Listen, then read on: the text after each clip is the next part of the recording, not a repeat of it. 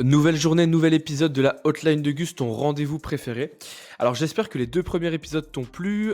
Aujourd'hui on se retrouve du coup pour un nouvel appel avec justement un nouvel épisode et pour te donner un petit peu de contexte, alors sans mentionner le nom de l'entreprise, on est sur une entreprise là qui justement va contacter d'autres entreprises qui va venir revaloriser les invendus et les surstocks. Alors revaloriser les invendus et les surstocks, qu'est-ce que c'est? C'est, en fait, que ce soit dans l'alimentaire ou même dans le non alimentaire, il y a des entreprises qui, à certains moments, ont des surstocks ou ont des éléments, des produits qu'ils ne peuvent plus vendre. Et en fait, justement, le rôle de cette entreprise pour lequel le call caller appelle, c'est de justement faire l'intermédiaire entre l'entreprise qui a ses surstocks et justement des associations qui pourraient en avoir besoin. Alors justement, j'ai sélectionné cet appel, je le trouve hyper intéressant. Pourquoi? Parce qu'en fait, le call caller prend quand même le rendez-vous, mais il a pris beaucoup de risques qu'il aurait pu éviter. Donc déjà, on peut le féliciter d'avoir pris le rendez-vous, mais il y a beaucoup d'actions, il y a beaucoup de typologies de phrases qu'il aurait pu éviter. Donc je te propose qu'on fasse comme d'habitude, qu'on lance l'appel et que justement, je puisse justement te faire un débrief à chaque fois. Oui, allô? Allô, bonjour. Oui, bonjour. Bonjour, je t'appelle parce que Alors, déjà, je sais pas si tu entends bien, mais on entend que quand justement le call caller décroche le téléphone, que le call caller discute, en fait, tout simplement, on entend qu'il y a du bruit autour. Quand je parle d'environnement de travail positif lors de mes coachings ou lors de mes formations, ça passe par là. En fait, il faut absolument que votre prospect vous entende clairement, concrètement, entendre ce que vous dites et surtout qu'il n'entende pas des personnes derrière. Parce que sinon, ça donne vraiment l'impression d'avoir un plateau de téléprospection derrière et que vous faites des appels pour un opérateur téléphonique. je t'appelle parce que j'ai vu que tu es occupé des transformations au sein du groupe. Alors ça, c'est bien. Par contre, le call caller a pris le risque, je ne sais pas si tu l'entends, mais il utilise le tutoiement dans son accroche. Il tutoie tout de suite son prospect. Sur certains niveaux, sur certaines cibles, le prospect pourrait se sentir un petit peu agressé. Déjà que certains prospects, quand tu les appelles par leur prénom, ça devient un peu compliqué. Là, il l'appelle par son prénom, il ne le connaît pas et en plus, il le tutoie tout de suite. Donc c'est un risque qu'il prend. Quand je parlais de risque, justement, ça passe par là. Et je voulais Oui, échanger un peu avec toi. Alors, ce qui est bien, ce qu'il a fait aussi, ce qui est bien, pardon, c'est j'ai vu que tu étais sur tel poste sur pardon. Revalider le poste, c'est excellent. Revalider le poste de ton prospect, c'est excellent.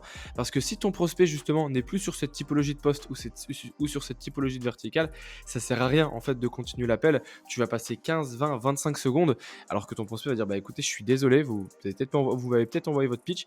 Mais moi, je suis plus à ce poste-là, je suis devenu boucher, berger dans le Larzac. Donc ça, c'est le point positif. Par contre, l'axe d'amélioration qu'on peut entendre derrière, c'est que après justement qu'il a validé le poste, il a dit voilà, je te passe un coup de fil pour qu'on puisse échanger. En fait, c'est pas assez clair. Le but d'un call call, c'est pas d'échanger. Le but d'un call call, c'est de prendre le rendez-vous. Tu dois poser le cadre de ton appel le plus rapidement possible. alors là, je suis en plein. Enfin, là, je me déplace d'une réunion à une autre, donc je suis un peu Ouais, pas de souci. occupé. Voilà, donc là, il y a l'objection du j'ai pas le temps, je comprends pas, vous me parlez de quoi? Donc je me déplace d'une réunion à l'autre, donc j'ai pas le temps. Est-ce que tu veux qu'on se cale un point peut-être fin de semaine, semaine prochaine, juste. Alors là, il va trop vite. Est-ce que tu veux qu'on se cale un point en fin de semaine? Le prospect, c'est même pas pourquoi caler un point.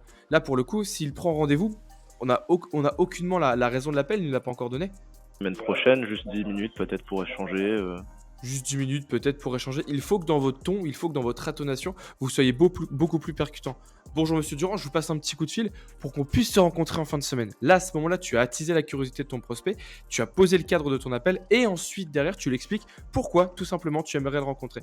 Pas juste se rencontrer 10 minutes, voilà, pour échanger, se raconter nos lives. Quelque chose Dans comme ça. dans quel objectif?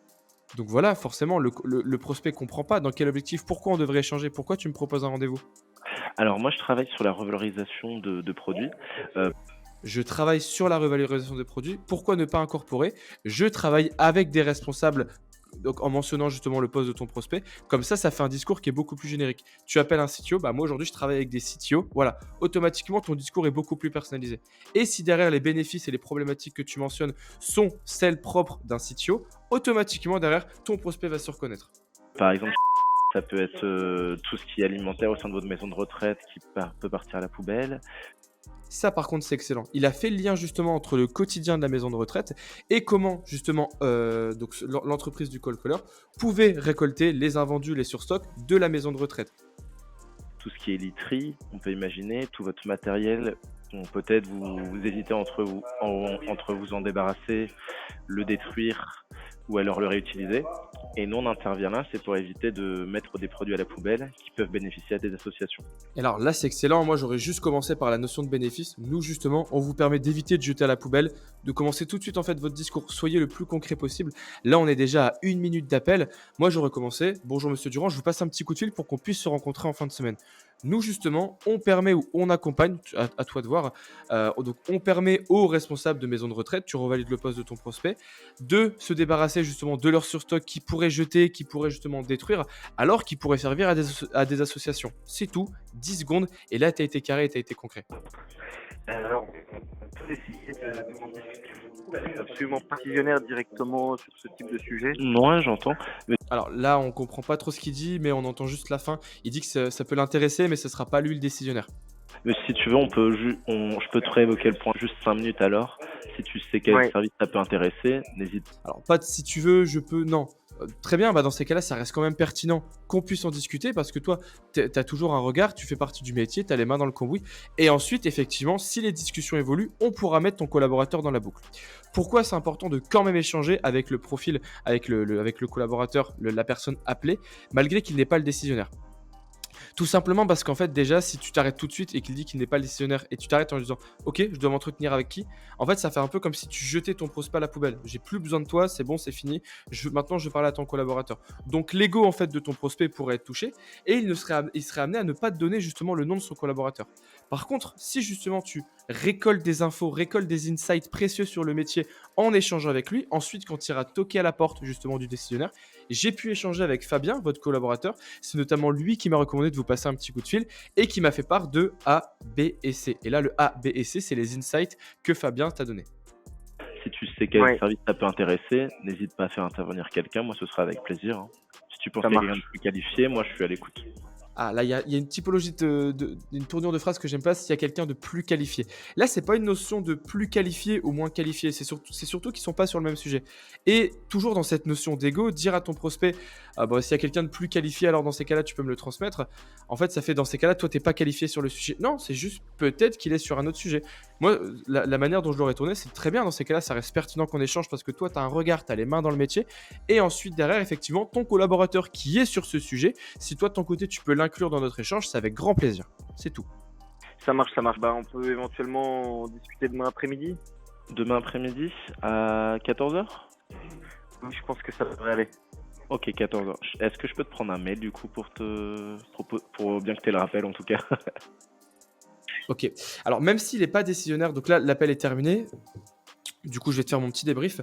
En soi, ça reste quand même un bon appel parce qu'il a pris le rendez-vous, mais il y a énormément de risques qu'il aurait quand même pu éviter. Donc, tu l'as vu dès le début, l'accroche. Moi, justement, j'aurais été plus incisif dès le début. Là, il a arrêté son accroche. Voilà, monsieur Durand, je vous appelle pour qu'on puisse échanger. C'est tout. À vous de comprendre pourquoi je vous appelle. Donnez tout de suite la raison de votre appel pour attiser la curiosité de votre prospect. Et ensuite, même si votre prospect, c'est pas le décisionnaire, gardez-le. Là, c'est bien, il a gardé, il échange tout de même avec lui. Mais gardez-le, rassurez-le. Et une fois que vous avez pris le rendez-vous, ce qui serait pertinent, c'est de tout de même poser des questions. Poser des questions, ça va être les questions de pré-qualif qui vont permettre au call caller de préparer justement le rendez-vous de demain.